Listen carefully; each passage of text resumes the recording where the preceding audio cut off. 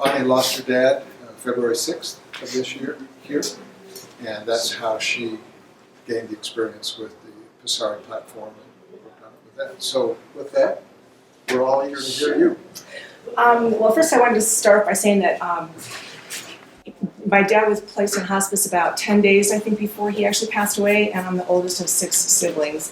So everybody was around the house a lot for that 10 days before. So I will, to the best of my knowledge, best of my memory, recall, because it was kind of a stressful, difficult time at that time. But this was my first experience with actually having to deal with, the logistics of what do you do when somebody passes away. I got the link. There was a picture of the funeral director in the corner with her name and her phone number and her contact information that just said, feel free to call me at any time if you have any questions. And so I felt like I knew who to call, right? And it was great because we had, I was able to bring up the computer at my mom's house with all my siblings around, and we could start putting in information that made it a whole lot easier because there were some things we didn't know.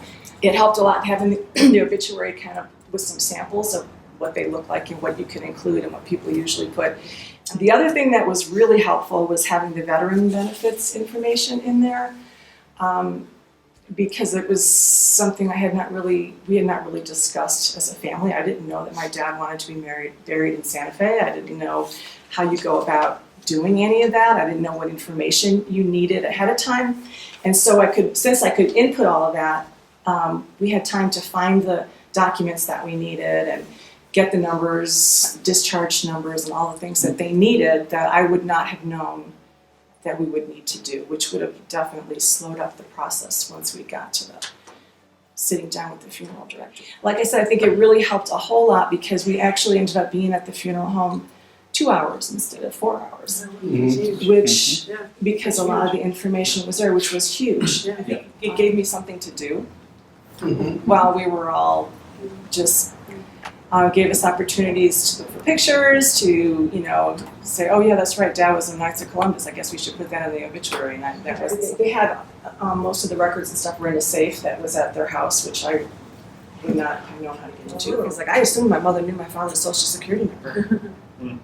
And she didn't know it. Would you have assumed the other funeral homes had it? A similar functionality? I would hope that they did. I don't know that I would assume that they did, because I think that would make it a whole lot. To me, it just seemed like it made it so much easier to be able to think about all these things before I was actually having to sit down.